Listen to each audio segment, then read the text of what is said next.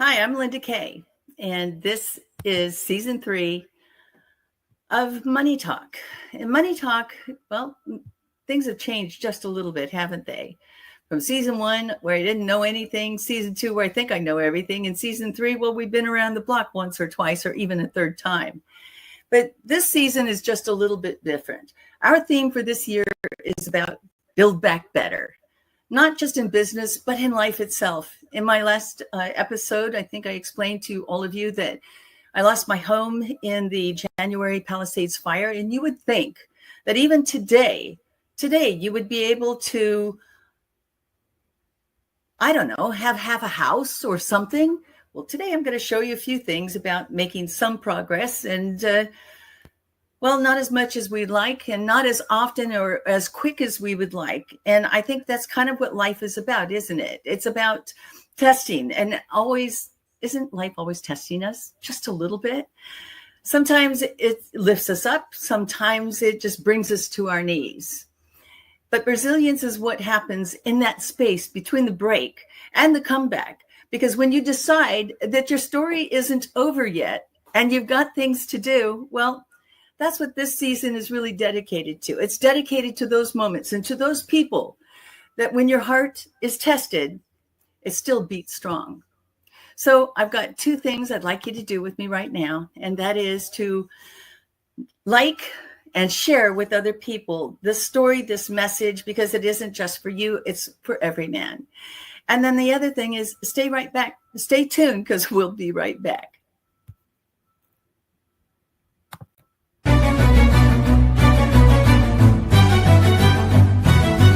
I can show you how to be strong. Come on, follow me. Heard you looking for a hero. Well, look up, look up, look up, look up. I got something to give. I have something to say. You know you got something to do. Welcome to the stage, Linda Kaye.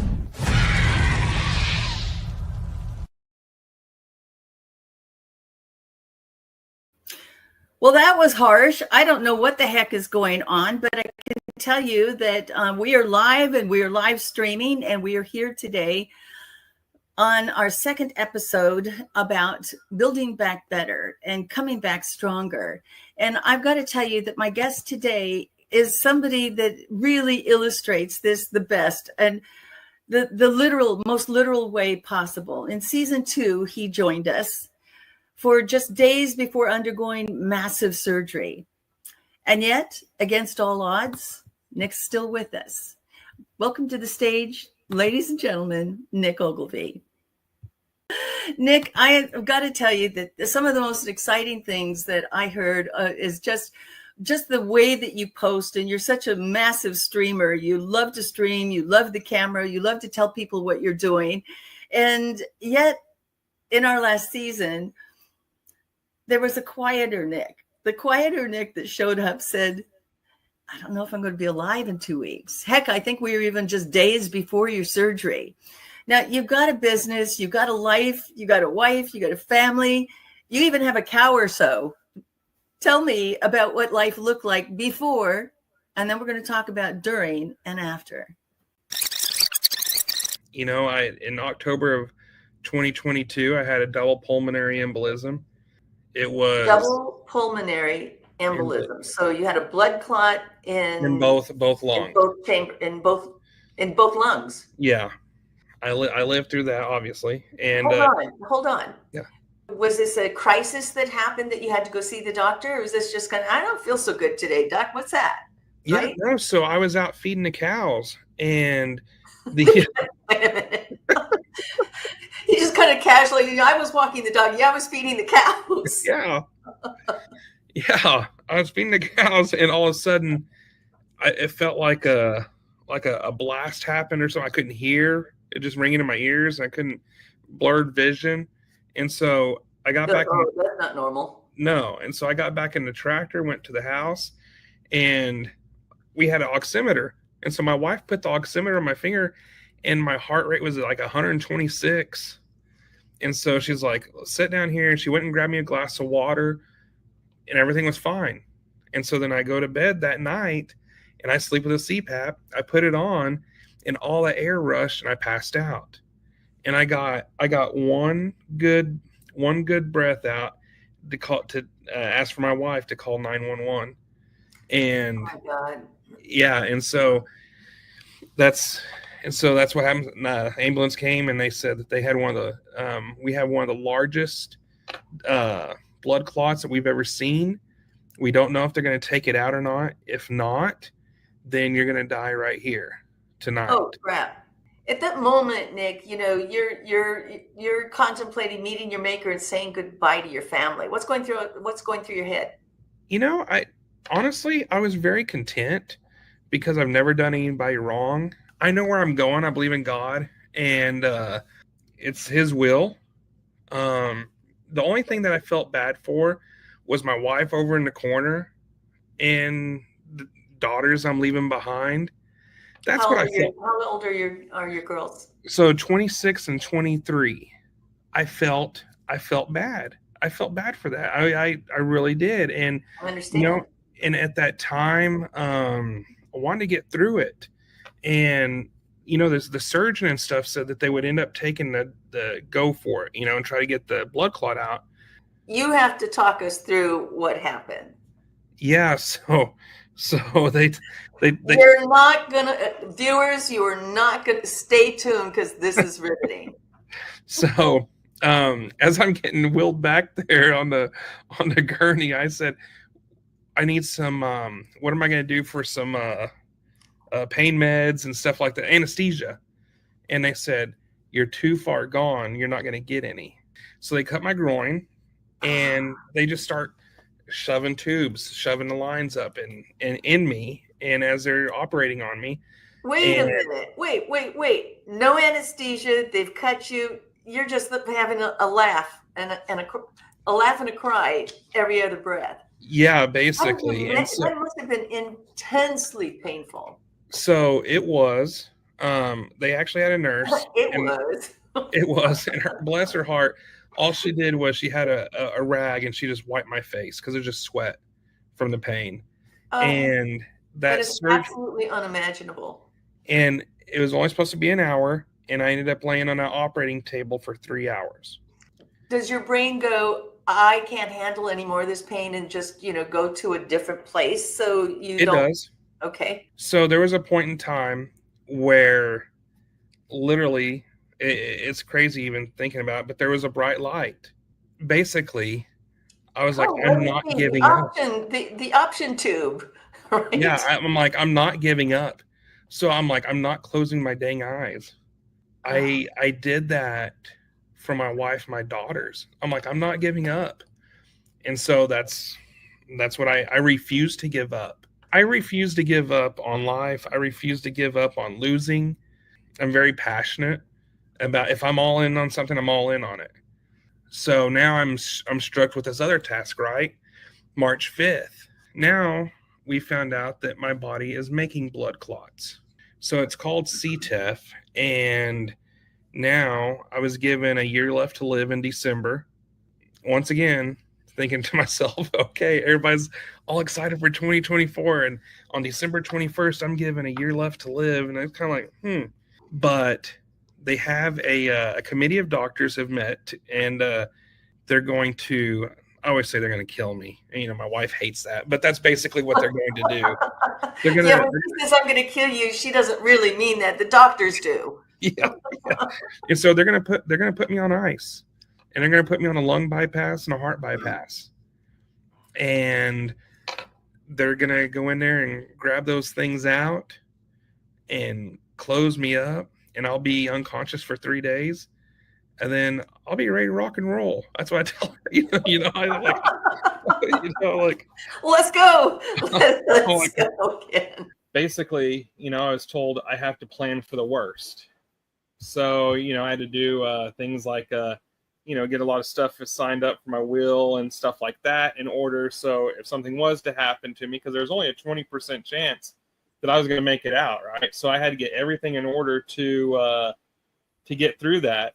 And I will say, when people, at any age, people say, well, I don't need to really get a will ready yet, or a medical directive or anything like it. I'm too young. It's not going to happen to me. I tell those people, get your crap together. Because it could happen to you. You probably have stronger words than getting your crap together. But, I don't think today you can even go in and have a medical procedure in California or actually anywhere in the United States that does not require you to do an advance directive. And for those listening that have never heard of such a thing, an advance directive just says, hey, stuff happens on the table. We may not have any control of it. Sometimes we do, sometimes we don't. You get 5 people in and we're all turning valves at the same time. Well, life happens. So if it does, what do you want us to do? And in those moments, you're having to make those decisions. And I'm like, okay, I don't want my chest caved in by you doing, heroic efforts to save me, but I'm also not ready for you to pull the plug on me anytime soon. So do your best, please do your best. Right. And so that's what an advance directive is. But you're talking about other things that you didn't have to do before. Like, you're a young guy, Nick. What was the concept of filling out a will or deciding who's going to get what at the end of your life? Yeah, it's, I think I think what made it easier for me is I keep my circle so small. And, that's something that I've done for a long time. In college, it wasn't so small. I had tons of friends and, everything like that. But making your circle small and concise is really something that has helped me get through it and made it a lot easier than not. So that's all I can recommend is make sure you keep the people closest to you that really care about you and want the best for you. That's good and sage advice. Now, Nick, walk us back a little bit. You have kind of an interesting not a checkered past, but a very interesting one, which you think you're going to go down one path and then suddenly you're headed down a different path. You're off doing something completely different. But when you found yourself at a crossroad, talk to me a little bit about what you were thinking about, like, what the hell do I do now? Because we all face that moment where you're headed down one path and the door stops or the house burns down or we have these throughout our life. I mean, if life was such a panacea, we'd have been born to royalty, and even their life is not so great. So when you were a young man, you were making decisions about how you were going to live and what you were going to do. You came from Clovis, New Mexico. You're living in Texas, and you marry Anesia Ogilvie. That's your last name. Yeah. Now, was she? What is her maiden name? Because when I got my production notes, I'm like, wait a minute, he took her name? That's not possible. No. Her maiden name is Anessa Stewart. Okay, so Anessa Stewart, and you start your life out together, and you chose to work on the railroad. Why the railroad?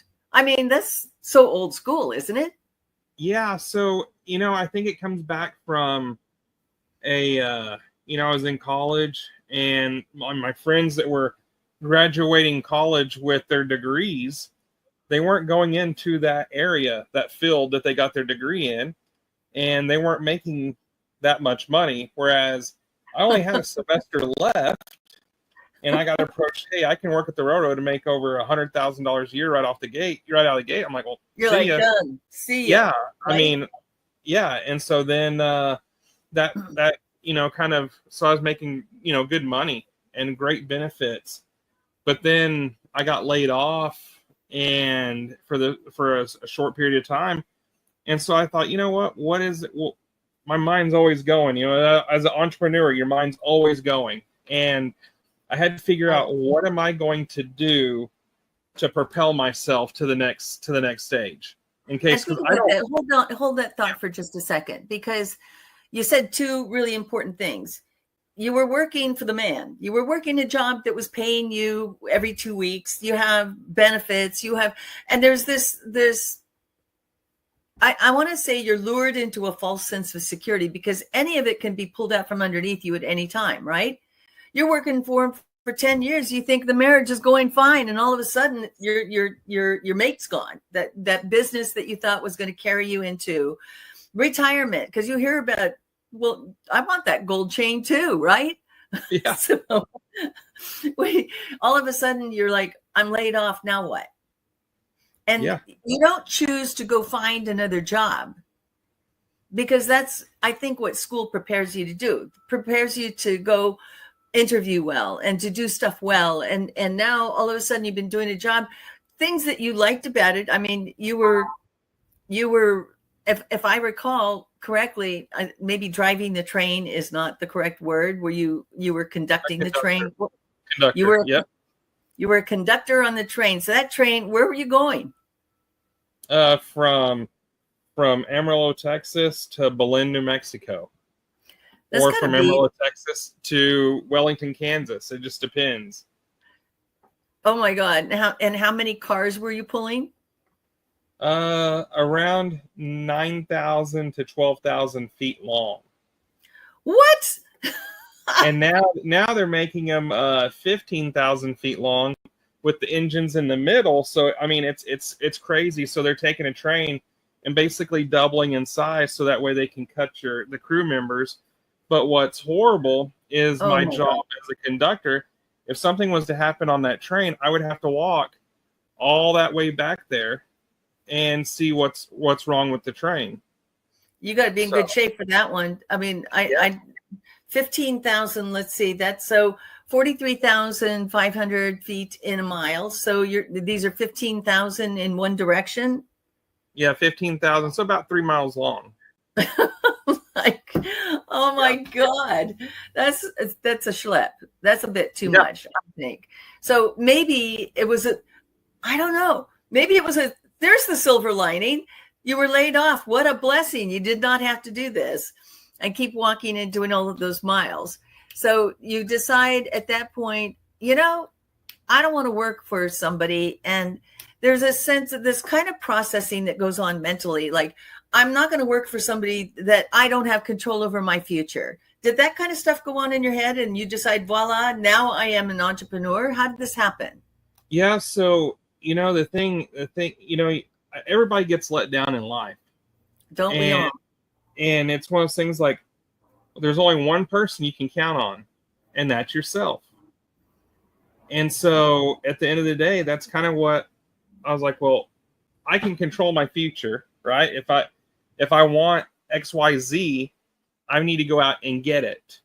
And that's my mentality. So it's just, I don't want to have excuses. I just want to keep on figuring out, okay, how do I go to the next level? And now the next level becomes, what do I do? Because now we're at this why. You've been down this track, to use your metaphor for the train, and that didn't work out so well. So now you're going to take a different track. You're going to become an entrepreneur. You have a lot of things to think about. You have a little bit of time. Some people don't have that luxury. Some people don't have time, but they have the money. They have the money, but they don't have the time. And so you're making choices that become prioritized, like, how am I going to make a living? How am I going to do certain things, right? And what in the world are you thinking? Like, do you have a lot of choices about what you're going to do next? I didn't have many choices, other than I knew that I love golf. And I know that art, and so I love golf, and I knew that, in New Mexico, water was such a shortage. So I thought, what can I do in order to combine the both? And back in the day, there was a magazine called Smart Money Magazine. And in the back, it had franchises that you could do. And I saw Sin Lawn was a franchise. And I thought, I could build backyard putting greens. And so I tried to get with them to get a franchise. But New Mexico is so small, it was just one of those things that they weren't really doing that. So I found out where they were getting a turf manufactured, went straight to the manufacturer, and they said, well, if you go get trained by someone that we recommend, who we think's the best in the country, if he trains you, then you can buy from me. So I thought, okay, let's do it. So I paid a guy out in San Jose, California. I paid a guy for 2 weeks to train me. and it was probably the best thing, right? So I just kept on go, and I haven't stopped since. Thank you for saying that. It's people have this misconception that I'll just go start a business and I'll just wing it. I'll figure out what I need to do. But you were smart to think a franchise. And a franchise, as an entrepreneur, has all of the systems and processes and products and relationships that you need to have in order to start that business, so that the business can have a fighting chance to survive. Because if you had to source all of this and figure out, okay, I've got to go to China and then I got to go do this and I got to go manufacture that, these relationships are already established. The prices are already established. You're not having to renegotiate from bottom up. So getting a franchise makes a whole lot of sense. But everybody knows that you're going to have to make a certain amount of investment into the franchise. But we kind of short circuit ourselves as entrepreneurs, thinking, well, if I just buy that, I should get all the training that I need to have. You took a step further and said, I want to ensure my success. And so did the franchisee, the franchisor. The franchisor says, I don't know you from Adam, and I don't know if you're going to be successful or not. I don't know what your work ethic is, and I don't know what your net worth is. And we'll do all that paperwork, but let me see if you're really committed to this. And that's really what the commitment was about, was, are you willing to put some money in? How often as entrepreneurs do we go, I'm going to just, I'm not going to pay for that. Nah, I'm not going to buy that extra insurance policy. Huh? I'm not going to pay. And I just spoke with somebody that was helping me here on the rig, and he was telling me that the back of my car was open. I said, yeah, it's kind of hot. And he goes, yeah, just thought I'd tell you that in case you had something valuable in there. And I said, I think I've brought everything in that was valuable. But if somebody else needs it more, then I guess they'll just take it. And he looked at me with the funniest look, and he said, that's what I'm trying to tell myself right now, because my car was stolen. And I said, well, surely it was covered by insurance. Well, no, please don't tell me you didn't have it covered. I had just bought it. And I said, so you drove it off the lot, didn't you? Did you finance it? No, I didn't finance it. I paid cash for it. I said, and I'm thinking to myself, even more reason, you must have had a car insurance policy before you bought this car. No, this was, like a replacement car. And I'm like, oh, dear God, what was the process in your mind for cutting that short, or making the decision to take a shortcut? You didn't take that shortcut, Nick. You said, I'm going to invest in myself. It's worth my time. And I'm going to learn from the best. I mean, you could have said, I'll spend 2 weeks and go learn from the sort of best, or the third or the fourth. You chose the very best. And what did you get out of that? Was it worth it? Oh yeah, it's worth it. It's kind of like in school, they can teach you and you can learn, you can take the test, but it's when you get out to the real world is when you actually do the learning. Oh, that's so true. And it's usually the hard way, Oh, the student of hard knocks. I think I've been in that school several times. Right. So now you go into this business, and the turf has a number of things. We'll get into that in just a minute. You chose this particular company because it had certain qualities to it. So first and foremost, one of them was you saw opportunity, and then you saw the limitations or the objections. People would look at that and go, I'm not going to be able to do this because there's water, or there's a shortage of water. You saw shortage of water as an opportunity. Other people would have looked at that and said, I'm not going to even try something like, because there's not enough water. You know what I'm saying? So, you can often take that one thing that you looked at and said, I want to do something that gives me something. You like golf. And I give them something in return. So it's quid pro quo. It's not just, I'm going to get everything for me and it's all about me and I'm going to just make money. I think those entrepreneurs have a higher tendency of failure rate. What do you think? Yeah, absolutely. Because they don't understand what goes into it. And so they see the money and they think, oh, well, this guy over here has got a jet. He's got this and that. They don't understand what it's taken to get to that. They have, No. it's funny because someone said, well, how does Nick have this? And a buddy of mine says, well, do you know Nick works 24/7? And it's like, no, I didn't. Like people don't understand. I literally work 24/7. And it's funny because when I met Anessa, I told her, I said, here's the deal. I'm a serial entrepreneur. Here's what And you're I signing up for, babe. Yeah, I said, I work 24/7. I don't think you understand how much I work. And she goes, okay, let's just try it out. And she knew, I was on a plane going to, say, New York City to do a turf consult, to do a turf job. I might have been going to LA for something else. And, when you do stuff for customers like Mercedes-Benz, Harley-Davidson, Hard Rock Hotels, you've really got to be on your A game, and you've got to be adaptable in order to do the job, right? Because they may call you last minute and you're like, okay, well, now I got to go hop on a plane, go to Tampa, XYZ, whatever it may be. And so, being adaptable is something that every entrepreneur, I'm sure they understand that completely. They understand it, but do they really live it? I think a mutual friend of ours wrote a book, There's No Plan B for Your A Game.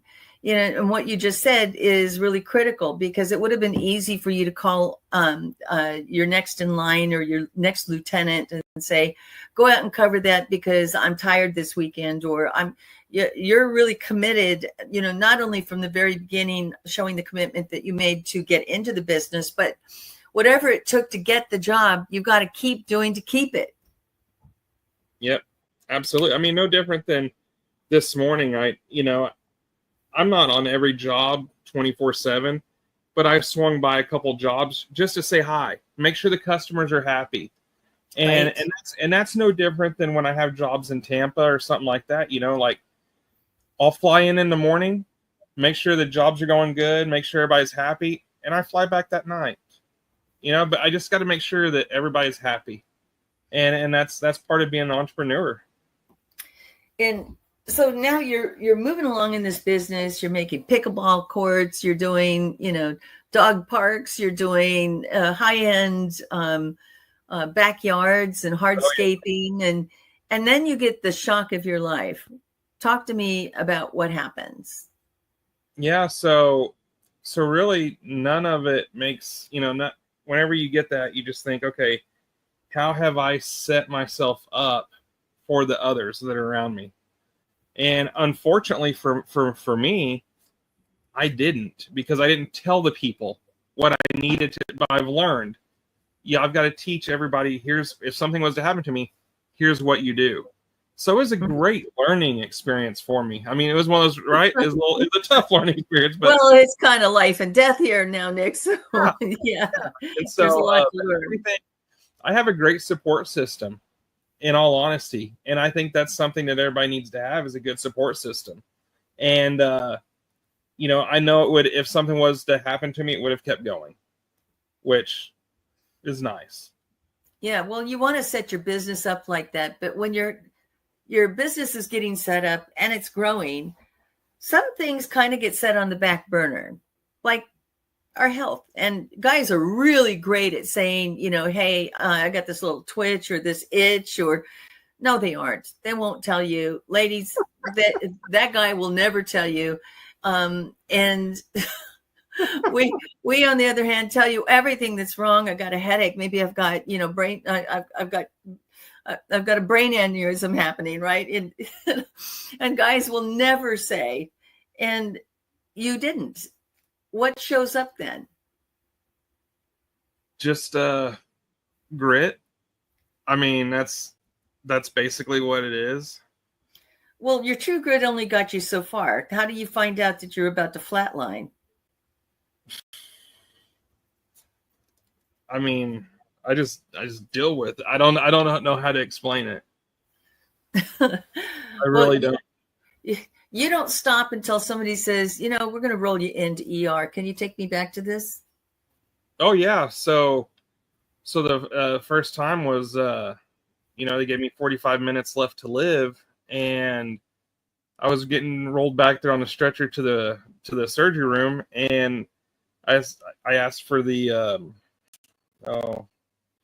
the whatever it is to knock me out. I can't think of it right now, but anesthesiologist. Thank you. Yeah, so I was saying, okay, where do I need to sign at for this? And then they're like, you're too far gone.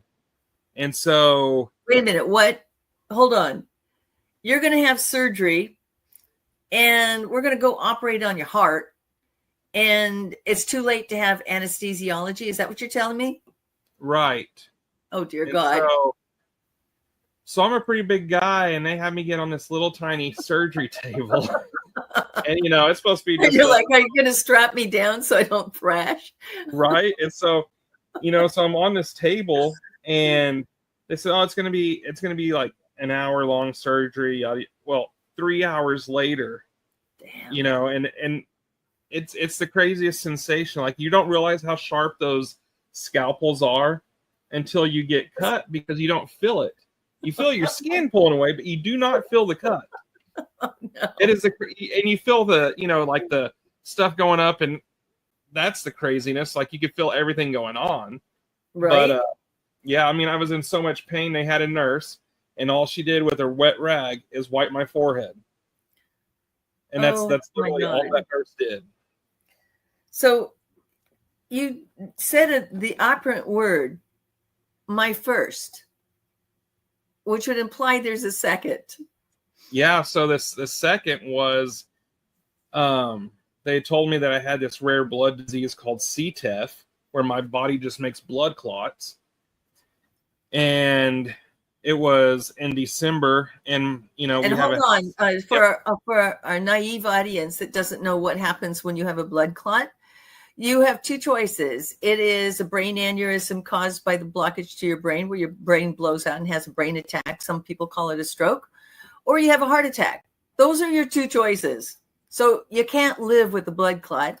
Many people take blood thinners for the rest of their lives because they have this propensity to doing this.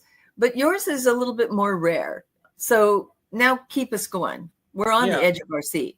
Yeah. So what they told me was, well, you need to come back for I had another checkup in December. My wife was already at our house in Kentucky with the kids doing Christmas over there, and I was going to fly up after this appointment. And I knew something was up when the doctor came in, and she said, "Where's your wife?" And I thought, that's strange. And then she started tapping her foot on the floor, like where she's nervous. And so I'm really good at reading people. And I thought, well, this isn't good. And she said, okay, well, what is your first clue? The woman is impatient going, where is she? And you're like, oh my God. Yeah. It was nuts. So that she goes, well, I have some news for you. I said, okay, what is it? She goes, you have about a year left to live. And I said, okay. Hey, those are better odds than the first time that when you were told you had 45 minutes to a year. So, right? Yeah, so it's getting better already. Yeah, making progress. And then she says, you might be a candidate for this surgery. It's a high-risk surgery. What they do is you're in surgery for 13 to 17 hours. I mean, they decrease your body temperature by 30 degrees. They do an open heart surgery and lung at the same time to get the blood clots out of your system, as many as they can. So basically you have a machine, they have a machine running your body, and every time they hit a blood clot, they got to stop the machines, get the blood clot out, and start the machines again. So they had stopped the machines 18 times for me. So basically, hold on a second, Nick. Now, lowering the body is lowering your metabolism, lowering your blood rate. You're in pre-freeze mode, right? So At least we know that you've got a fighting chance if you go into AFib or whatever. They can restart you, but you're on machines basically. Right. Yeah, I'm on machines, and it's one of those things that, so before you go to the operation, they have to, know what blood type you are. And this is one of the funniest things. They said, "What blood type are you?" I said, "I have no clue." And so they ran my blood tests, and my youngest daughter was there at the time and with my wife, and they said, "Well, you want to know your blood type?" I said, "Yeah, I do, just for future." And they said, "Well, it's B positive." So Shasta starts laughing just like you. She's like, "What?" And she goes, "Of course it's B positive." And the nurse goes, "Why do you say that?" Because this guy's the most positive person I know. Yeah. And I told Inessa, I said, "Hey, whenever I come out of surgery, I want you to take a picture of me." And I said, "It's going to be the toughest picture you ever get of me. But I need this picture. So whenever I go talk to people, get on stages, whatever, they can relate that, hey, I came back from this." And so I didn't realize the severity of it, because I'm on a life support system and they have my eyes taped shut. And it freaked her out, which, it would have freaked me out too. Of course. So, but she took that picture, and it's a crazy picture. But they said I'd be in ICU for a week, and then I'd have a couple weeks at the hospital. Well, in 3 days, I was out of ICU because of my determination, and I wanted to walk because I truly believe that if my body's not moving. So I literally grabbed my chest tubes, and Inessa grabbed the stuff with all my IVs, and we started walking the hotel or the hospital, walking the floor, and people just looked at me like I was crazy. But my whole thinking was, if I sit here and do nothing, then my chances are a lot worse. So I knew that the two people that had the surgery before me didn't get so lucky. They didn't make it. So I knew that, that I needed to get this going. So if you see this right here, Psalm 91, that's, basically, I'm a Christian, 100% believer. And I prayed, religiously for that night before, and told him whatever was to happen would be, he would, I would. And so now that I've came out of this, it's one of those things, if he calls me upon to ask me for anything, I'm not going to question. I'm just going to do, because I'm so thankful and grateful that I am alive. Oh my God, what an incredible testimony to resilience, to building back better, and having a plan, and having somebody that has your back. Nick, I am just, I'm completely blown away, but you didn't stop there. You said, I made it this far. Hey, at 45 minutes, I have a year, and now the prognosis, they probably didn't tell you what the odds were going into that surgery, but the odds were pretty high, and they were pretty much against you. But you have a lot to live for. You have a beautiful family. You have a new business, or a thriving business. So you decided, I'm not going to stop there. What are you doing now? Yeah, so now I've teamed up with Chase Dowling and a few others, and we've created this company called Turf Product Solutions. And it is absolutely amazing, because now we've taken our luxury outdoor living that we do, and now people can maintain it. And there hasn't been anything out there on the market. We're the only ones in the United States that has a battery-powered sweeper for artificial turf that sweeps everything in a collection bag. And then we have the spray that's Whole Foods eco-compliant, stain and odor. It's amazing, the whole system. Do you have a clip of that? Because when I saw this, okay, so the thing that I looked at when I saw the clip, this is an Amazon clip, Neil. If you have that, can you bring it up? And we'll just populate it.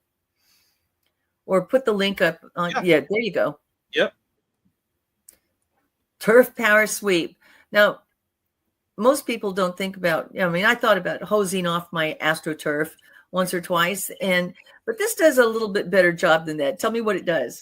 Yeah, so it picks up all the debris off the artificial turf, like pet hair, leaves, twigs. And what that does, and why that's important, is because it affects the drainage of the turf.